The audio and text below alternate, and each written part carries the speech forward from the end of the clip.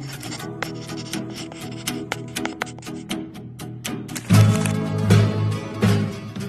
friends, welcome to my new vlog. ඔන්න ඉතින් අද අරගෙන ආවේ ෂේන් එකෙන් මම සමර් සීසන් එකට ගතපු ඇඳුම් අන්පැක් කරන වීඩියෝ එකක්.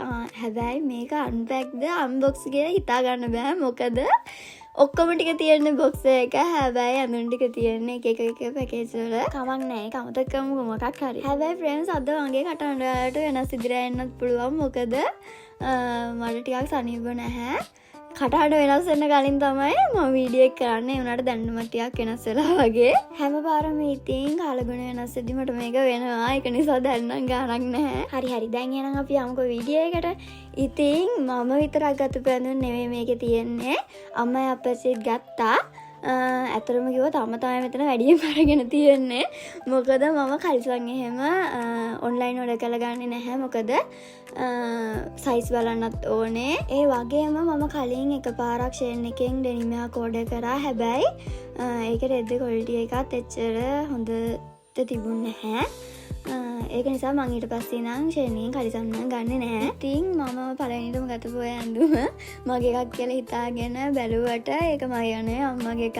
අම්මටයි මටයි පුදුම ඇඳුම් පිස්සුවක් තියෙන්නේ. අපි දෙන්නත් එක්ක මං හිතන්නේ වින්ටර් වැකේෂන් එකේ ඉඳන්ම සමර් වැකේෂන් එකට ඇඳුම් තේරුවා. ඒ වුණාට ඒ ඉච්චර තෝරලා අන්තිමට සමර් වැකේෂන් එක ලඟ වුණාට පස්සේ ගොඩක් ඒවා සෝල්ඩ් අවුට් නැත්තම් ඒ දවස්වල මං ඇයි මේක තේරුවේ කියලා හිතන තරමට නිකන් ඒක හරියන්නේ නෑ වගේ කියලා හිතනවා. ඊට පස්සේ ඉතින් ආයෙමත් අලුතෙන්ම තෝරලා තමයි දැවේ. ඉතින් දාලිය වල දැන් ගොඩ දවසක් බලාගෙන ඉඳලා දැන් හැබැයි අඳුන් ටික ආවට පස්සේ මොනවද දැවේ කියලා මතක නැහැ. මම මේ පිටිපස්සට දාන ඔක්කොම අම්මගේ. අප්පච්චි ඇඳුම් ගොඩක් දැවේ නැහැ. මොකද අප්පච්චි ෂේන් එකෙන් වැඩි ඇඳුම් දාන්නේ නැහැ. ඒ වගේම මම මේ මගේ ඇඳුම් අන්තිමට වීඩියෝ එකේ මම ඇඳලා පෙන්නන්නම් ඒවා කොයි වගේද කියලා. ඊට පස්සේ ඉතින් අන්තිමට මම බැරිම තැන අම්මගෙන් ෆෝන් එක ඉල්ලගත්තා. අපි දාපු ඇඳුම් ටික මොනවද බලා ගන්න. ඔයාලටත් මෙහෙම වෙලා තියෙනවද? බඩුවක් මොකක් හරි ඕඩර් කරාට පස්සේ ඒක ආවට පස්සේ හිතා ගන්න බෑ අපි මොනවද දැයි කියලා. ඔන්න ඉතින් මම අම්මගේ කියලා හිතාගෙන පිටිපස්සට දාපු එක ඇඳුමක් පස්සේ තමයි දැනගත්තේ ඒක මම දාපු ස්කර්ට් එකක් කියලා. ඔන්න ඉතින් අන්තිමට ඇඳුම් ටික අරගෙන අන්තිමට මගේ එකක් හොයාගත්තා. මට පුදුම සතුටක් දැනුණා. මොකද බොක්ස් එක අරපෙලා ඉන එක දිගට මගේ එකක් තායි නැති නිසා. ඇත්තටම මේක මම තෝරපු එකක් නෙවෙයි අම්මා තෝරපු එකක්. මම මේ පාර ඔක්කොම ටී-ෂර්ට් බ්ලවුස් විතරක් ගන්නවා කියලා හිතාගෙන තමයි දැවේ. ඒ වුණාට මම මෙතන තෝරපු එක টොප් එකකට ගැලපෙන ස්කර්ට් එකක් තියෙනවා කියලා තමයි අම්මා ඔක දැවේ. ඇත්තටම හිතුවට ඒක ගොඩක් ලස්සනයි.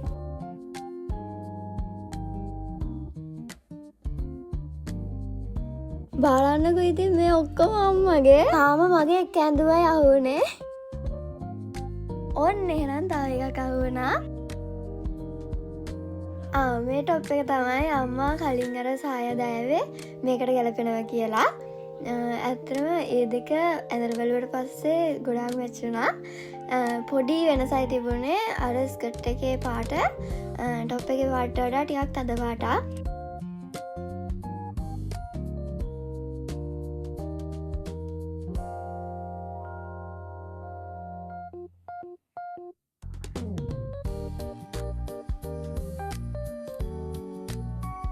මේක ඇවිල්ලා මම ආසාවෙන්ම දාපු ඇඳුමක්.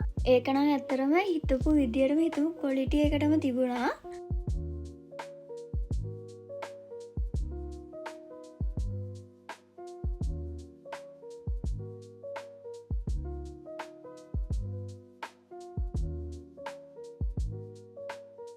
මට ඇත්තටම වන් සයිඩ් ඔෆ් ෂෝල්ඩර් එකක් දාන්න පුදුම ආසාවක් තිබුණේ. ඒක නිසා මේක ගත්තා. හැබැයි මම මුලදී මේක නොදා ඉන්න හදලා ආයෙමත් මට ඒක දාන්න ඕනේ කියලා හිතුන නිසා තමයි දැවේ. ඒකත් මම ගතපු ඇඳුම් වලින් කැමතිම එකක්. මෙතන සමහර ඇඳුම් තිබුණා ටිකක් මැච් නැහැ වගේ නිකන් සයිස් ලොකුයි වගේ දැනෙනවා. හැබැයි මේ දැන් මම දැනට කඩපු තුනම ලස්සන මම ආසම විදියට තිබුණා. දැන් තමයි මතක් වුණේ මම චූටි බ්‍රේස්ලට් එකකුත් දාවා. මොකද මංගාව නෙක්ලස් රින්ග්ස් තිබුණට බ්‍රේස්ලට් එකක්වත් තිබුණේ නැහැ. මොකද මගේ අතේ සයිස් එකට ගැලපෙන්නේ එකක්වත් අහුවෙන්නේ නැහැ. ඒක නිසා මම දැවේ නැහැ. ඒ උනාට එකපාරක් නිකමට දාලා බලන්න හිතුණා. ඒ උනාට හිතුවා වගේම ඒකත් මගේ අතට ලොකුයි. මේකත් මම ආසාවෙන්ම දාපු ඇඳුමක්. හැබැයි ඒක ගෙනාවට පස්සේ නම් මට ටිකක් සයිස් එකෙන් ලොකුයි වගේ. කියන්නේ ඒකේ ලස්සනම උර හිසෙන් ඒ වුණාට හරියට උර හිසෙන් තමයි මට අවුල තියෙන්නේ. නිකන් ටිකක් උර හිසෙන් ලොකු වැඩි වගේ. ඒ වුණාට මට මේක මාරු කරන්නත් හිතෙන්නේ නැහැ. ඒක නිසා මම හිතුවා මාරු කරන්නේ නැතුව ටිකක් හදාගෙන අඳින්න බලන්න. මොකද මේකේ තිබිච්ච පොඩිම සයිස් එක තමයි මේක. කොහොම හරි මම මේක නම් මාරු කරන්නේ නැහැ. මොකද මම වින්ටර් එකේ ඉඳන්ම මේක කාට් එකේ දාගෙන ඉඳියේ. ඊළඟට නිකන් තනි සුදු පාට ටී-ෂර්ට් එකක් දැම්මා. මොකද මම බැලුවා මං ගාව තියෙන හැම එකේම ආකාරي print වෙලා තියෙනවා ටී-ෂර්ට් වල. ඒක නිසා නිකමට තනි සුදු පාටකුත් දාන්න හිතුණා. හැබැයි ඒකෙත් චුට්ටක් කරෙන් ලොකුයි වගේ. ඒත් ලොකු අවුලක් නෑ. ඊළඟට මේක අම්මා නම් දාන්න එපා කිව්වා. ඒනොට මට ඒක ගන්න හරි ආසයි හිතුණා. මම මේ පාර සමයකට රතු පාට වැඩියෙන් අඳින්න හිතාගෙන හිටියේ. ඒක නිසා ඒ වුණාට ඒකෙත් උරහිසෙන් තමයි අවුල තියෙන්නේ. හැබැයි ඉතින් ඒකත් මට මාරු කරන්න හිත දෙන්නේ නැහැ. මොකද මම මේ හැම එකකම තිවිච්ච පොඩිම සයිස් එක තමයි දෑවේ. ඒ වගේම මීට වඩා හොඳ එකක් අනේවන්දා මම කැමති ටයිප් එකේව තිබුණේ නැහැ. ඒක නිසා ආයි තෝරන්න ගියමත් එපා වෙනවා. මම මේ ටික ආසාවෙන් ගත්ත නිසා කොහොම හරි කරලා අඳිනවා කියලා ඒකත් තියාගත්තා. මේක අතර කළු පාට එක වගේම මම වින්ටර් එකේ ඉඳන්ම දාන්න හිතාගෙන ඉඳපු එකක්. හැබැයි ඒක නම් සයිස් ගානටම තිබුණා. ඒක නිසා පුදුම සතුටක් දැනුනේ. මම සාමාන්‍යයෙන් මෙච්චර කාලයක් කළුමයි මං හිතන්නේ ඇන්දේ. මම ඒක නිසා හැමදාම අම්මගෙන් බැනුම් අහනවා හැමදාම කළු අඳිනවා කියලා. කිසිම වෙනසක් වෙන්නේ නැහැ කියලා. ඉතින් ඒක නිසා මේ පාර මම තනිකර සුදු පාටින් ගත්තා. මම කළු පාටිනේ සුදු පාටිනේ වැඩියෙන්ම අඳින්න හේතුව අපේ ස්කූල් එකේ අය වැඩියෙන්ම අඳින්නේ කළු සුදු අලු කියන පාටවත් තුන. බේජ් කලර් එකයි බ්‍රවුන් කලර් එකයි ටිකක් අඳිනවා. ඒ නිසාද මන් දන්නේ නැහැ මමත් ඒ විදිහටම අඳින්න පුරුදු වෙලා. ඒ අරෙන්න වෙන පාටක් අඳින්න හිතෙන්නේම නැහැ. නිකන් ඇඳන් ගියොත් මාව අමුතුරු පෙනේ වගේ කියලා හිතෙනවා. ඒක නිසා මම මේ දවස් ටික හිතුවා නෑ ආයිවත් මම පාට අඳින්න පටන් ගන්නවා කියලා. හරි මේ තියන්නේ අන්තිම එක. ඒක නම් টොප් එකක් නෙවෙයි. ඒක ගවුමක්. මම ලංකාවේ ඉන්නකම් ගවුම් ඇන්දර කොරියාවට ආවට පස්සේ ගවුම් වැඩි ඇන්දෙම නැහැ. ඒ නිසා අම්මා හැමදාම මේ උනාට ගවුම් ගන්න කියනවා. ඒත් ඉස්කෝලේ සාමාන්‍යයෙන් අපේ ඉස්කෝලේ නම් ගෑල්ලමේ ගවුමක් අඳින්නෙම නැහැ. මම මෙච්චර කාලයකට එක දවසක්වත් දැකලා නැහැ. ඒ නිසා මමත් ඉතින් ඇන්දේ නැහැ. ඒ වුණාට මේ පාර අම්මකෝ ඉස්කෝලේ යන්න නැතත් නිකන් ගමන් යද්දී අඳින්න ගන්න කියලා. ඒ නිසා අම්මම තෝරලා දාපු ගමක් තමයි ඕක. අම්මා මට ඇඳුමක් තේරුවොත් හැමදාම මේක ලස්සනයි. මේ පොරත් ඒකම ඇත්තටම මම ආස විදිහක්. ඒක මම කියනකොට එච්චර ලොකු ආසාවක් තිබුණේ නැතුණාට ගෙනාවට පස්සේ ඇත්තටම ලස්සනයි. ඔන්න ඉතින් ඒ අතරේ මගේ අවුට්ෆිට් එක එකක් යනවා. ඇත්තටම ඔක්කොම ඇඳලා බැලුවට පස්සේ ඔක්කොම අවුලක් නැහැ වගේ පොඩි පොඩි අවුල් තිබුණට ඔයාලත් කමෙන්ට් කරන්නකෝ බලන්න මෙතනින් හොඳම මොකද්ද කියලා. මම මේ අත්කොට ටී-ෂර්ට් දෑවට මම හිතාගත්තා මේ පාර අත්කොට ටී-ෂර්ට් දාන්නේ නැහැ කියලා. මොකද මගේ අත්කෙට්ටු නිසා අත්කොට ටී-ෂර්ට් අඳනවා කැතයි වගේ. ඒ වුණාට මේ ටී-ෂර්ට් එක දැක්කහම මට නොදා ඉන්න හිතුනේ නැහැ. ඒක නිසා මේක විතරක් දානවා කියලා දෑවට දෙක තුනක් දෑවා. සමර් සීසන් එකේ ඉතින් අද්දිගේම අඳින්නත් බෑනේ. ඒක නිසා සරින් සරට අඳින්නත් කොට ටී-ෂර්ට් එක දෑවා. ඔයාලම බලලා කියන්නකෝ මට හරියන්නේ අත්කොට ඒවද අද්දිගේවද කියලා. ඉතින් ෆ්‍රෙන්ඩ්ස් ඔයාලා දන්නවනේ මගේ ඩ්‍රීම් එක මොඩල් කෙනෙක් කෙන එක කියලා. ඒ නිසා මට මේ වගේ අවුට්ෆිට් චෙක් කරන වීඩියෝ වගේ දෙයක් කරද්දී ඒක නවත්තන්න හිතෙන්නේ නැහැ. වෙලාව යනවා දැනෙන්නේ නැහැ.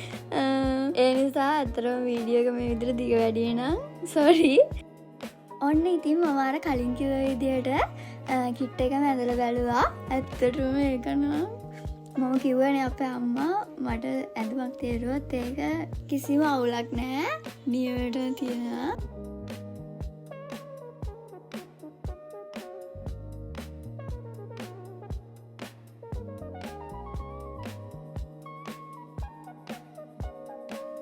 මට නිකවට විතර මේ ටොප් එකත් එක්කත් ඒ ස්කර්ට් එක ගැලපෙනවද කියලා බලන්න. ඒක අන්දර පස්සේ පොඩි අවුලක් තියෙන්නේ අත් දෙක ටිකක් ලොකුයි වගේ. නැත්තම් එච්චර අවුලක් නැහැ. ඒක පොඩ්ඩක් හදාගන්න පුළුවන්ද කියලා බලන්න ඕනේ. ඒ දෙකත් අවුලක්වත් නෑ වගේ. ඇත්තටම බොරු කියන්න ඕනේ නෑනේ. මම තෝරලාගත්ත පැන්දුම ඔක්කොටම වඩා කැමති වෙන්නේ අම්මා තෝර පැන්දුමට.